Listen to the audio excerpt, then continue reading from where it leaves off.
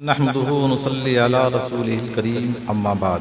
سب سے پہلے بارگاہ رسالت مآب صلی اللہ تعالی علیہ وآلہ وسلم میں ہدیہ درود پیش کریں اور پڑھیں اللہم صلی علی سیدنا و شفیعنا و مولانا محمد بارک وسلم صلاۃ و سلام علیک یا سیدی یا رسول اللہ صلی اللہ تعالی علیہ وآلہ وسلم۔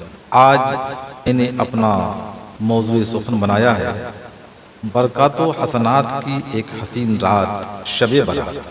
جو مانگنے کا طریقہ ہے اس طرح مانگو، در کریم سے بندہ کو کیا نہیں ملتا۔ سال کے دنوں اور راتوں میں 15ویں شعبان کی مقدس رات شب برات اور 15واں دن بڑی برکتوں کا ہے۔ امت محمدیہ پر اللہ عز و جل کا کرم ہے کہ اس نے شب برات جیسی نورانی رات سے سرفراز فرمایا۔ یہ رات ہر سال آتی اور چلی جاتی ہے، لیکن کتنے غافل اور کاہل ایسے ہیں جو اس کی قدر نہیں کرتے اور سو کر پوری رات گزارتے ہیں۔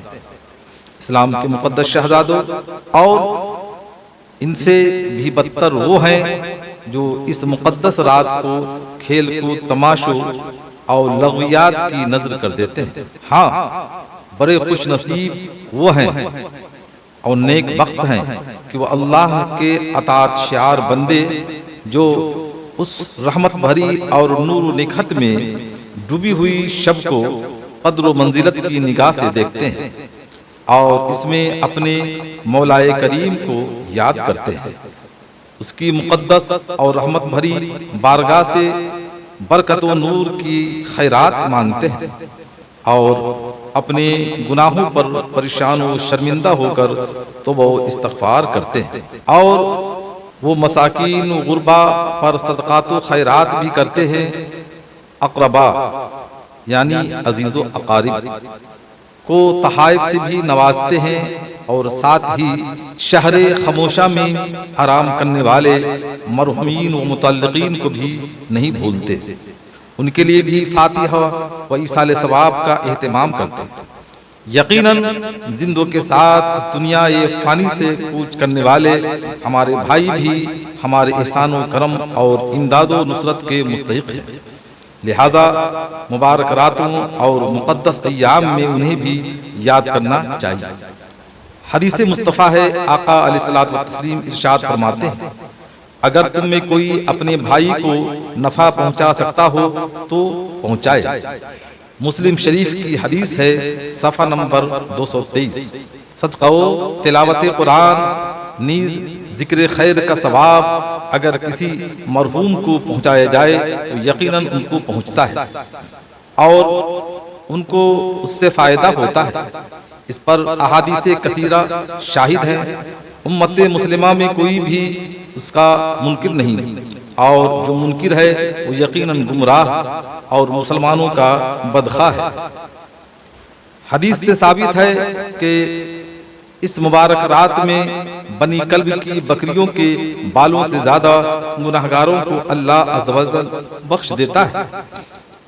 خلاصہ یہ ہے کہ بنی کلب عرب کا ایک قبیلہ تھا جہاں بکریاں زیادہ پائی جاتی تھی، لیکن متعدد روایات سے یہ بھی معلوم ہوتا ہے کہ مغفرت و رحمت کی اس مقدس رات میں چند ایسے بھی بدبخت ہیں جو بغیر توبہ معاف نہیں کیے جا سکتے اور وہ رحمت خداوندی سے دور ہی رہتے ہیں۔ وہ یہ ہیں مشرک، یعنی اللہ عز و جل کے ساتھ اس کی ذات و صفات میں کسی کو شریک کرنے والا۔ نمبر 2، ماں باپ کا نافرمان۔ جو ماں باپ کی نافرمانی کرتا ہے، اللہ کے رسول سرور کونین محمد عربی محمد مصطفیٰ صلی اللہ تعالی علیہ وآلہ وسلم اس کے سلسلے میں ارشاد فرماتے ہیں، جو والدین کا نافرمان ہوگا اللہ عز و جل اس مقدس شب میں اس بندے کو معاف نہیں فرمائے گا۔ ماں باپ کے احسانات کو بندہ مومن اگر اپنی نگاہوں میں رکھ کر کے اپنی زندگی کے لمحات گزارے تو یقیناً اس پر رحمت خداوندی کا نزول ہوگا، لیکن عصر حاضر میں ہمارے نوجوانوں کے جو خیالات ہیں، جو ان کے افکار ہیں، جو نظریات ہیں، خدا خیر کرے۔ وجہ یہی ہے کہ آج کی تاریخ میں نوجوان دین کی تعلیم سے دور ہے۔ اسی دوری کی بنیاد پر وہ والدین کے حقوق سے ناآشنا ہے، اور پھر یہ کہ والدین کی بھی کمی ہے کہ اپنے بچوں کو دینی تعلیم سے آشنا نہیں کرتے ہیں، جن کا نتیجہ ان کو بعد میں دیکھنا پڑتا ہے۔ اللہ کے پیارے حبیب سرور کونین محمد عربی محمد مصطفیٰ صلی اللہ تعالی علیہ وآلہ وسلم نے ارشاد فرمایا، ایک کاہن جو اٹکل سے غیب کی باتیں بتائے اللہ تعالیٰ اسے بھی نہیں بخشتا ہے۔ نمبر 4، نجومی ستاروں سے غیب کی خبریں بتانے والا اور اس پر یقین کرنے والا۔ یہ حدیث مصطفیٰ ہے اللہ کے پیارے حبیب سرور کونین محمد عربی محمد مصطفیٰ صلی اللہ تعالی علیہ وسلم کا فرمان عالی شان ہے کہ نجومی ستاروں سے غیب کی خبریں بتانے والا جو ہوگا اور جو اس پر یقین کرنے والا ہوگا، دونوں کی مغفرت نہیں ہوگی۔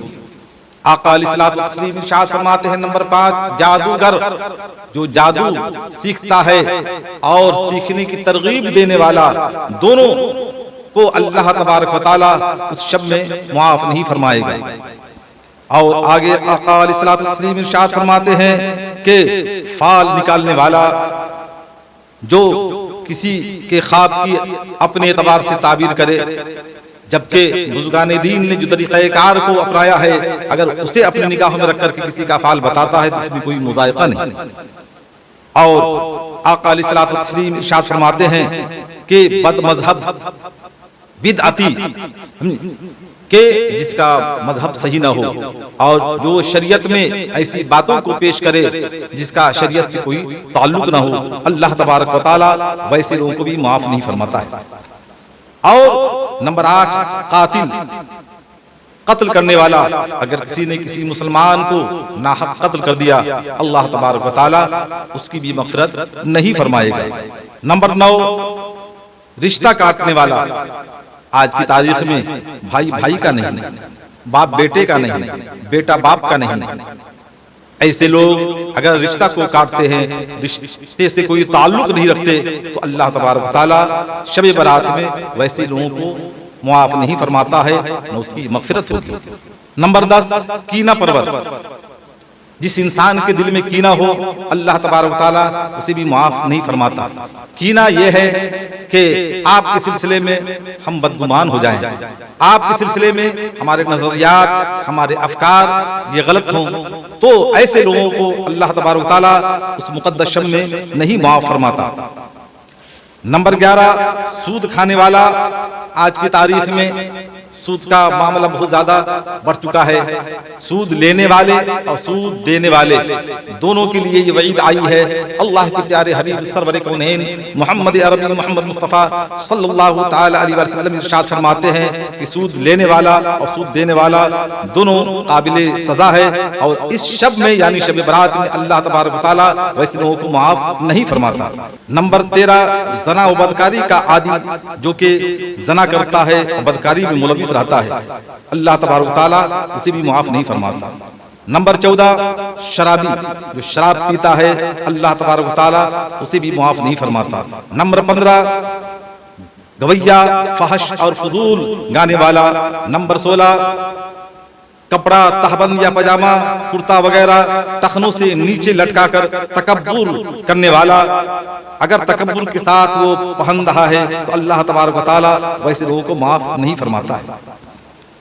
نمبر 17، ناجائز محصول ٹیکس وصول کرنے والا اگر کوئی ہے تو اللہ تبارک و تعالی اسے بھی معاف نہیں فرمائے گا۔ نمبر 18، جلاد۔ ان بڑے بڑے گناہوں کے مرتکبین کو چاہیے کہ اس بابرکت والی رات کے آنے سے پہلے ہی یا خاص اس بابرکت رات میں ان گناہوں سے اللہ عز و جل کی بارگاہ میں سچی توبہ کریں اور آئندہ ان سے بچنے کا پختہ عزم بھی کریں، تو پھر اس نورانی رات میں خدائے بزرگ و برتر کی طرف سے ہونے والی رحمتوں کی بارش میں ضرور نہا کر گناہوں سے پاک و صاف اور رحمت خداوندی سے مالا مال ہو جائیں گے، بلکہ ان مذکورہ گناہوں کے علاوہ بھی جو گناہ کے کیے ہوں ان سے بھی توبہ و استغفار میں جلدی کرنی چاہیے۔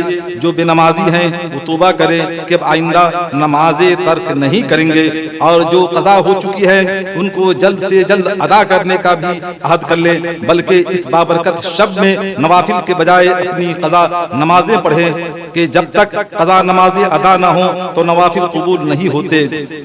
روزانہ ان باتوں کا خیال رکھنا ضروری ہے، اور روزہ دار توبہ کرے کہ اب آئندہ روزے نہیں چھوڑیں گے، اور جو جھوٹ ہو چکے ہیں، جو جھوٹ بولے اس پر بھی نادم ہوں، اور جو ان کے روزے چھوٹے ہیں ان پر بھی وہ توجہ دیں اور ان کو جلد سے جلد ادا کریں، اور اپنے مالوں کی زکوٰۃ دینے والے توبہ کریں کہ اب پورا حساب کر کے زکوٰۃ نکالیں گے۔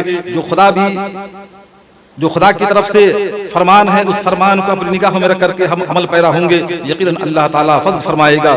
اور بندوں کا بھی یہی حق ہے کہ اللہ تبارک و تعالیٰ کے دیے ہوئے پر وہ خوش ہو کر کے اس کے احکام پر عمل کرتے ہوئے نظر آئیں، اور آج جو زکوٰۃ جن کے ذمہ باقی ہے اس کو بھی چاہیے کہ جلد سے جلد ادا کرنے کا عہد کریں، بلکہ جس قدر ہو سکے جلد از جلد ادا کرنے میں لگ جائیں، اسی میں ہماری کامیابی ہے۔ تو اس مقدس شب میں کوئی اگر فیض یاب ہونا چاہتا ہے، اللہ کی رحمت سے خود کو وابستہ کرنا چاہتا ہے، تو اپنے کیے ہوئے سارے گناہوں پر نادم و شرمندہ ہو کر اللہ تعالیٰ کے حضور دعا کرے، یقیناً پروردگار عالم فضل فرمائے گا۔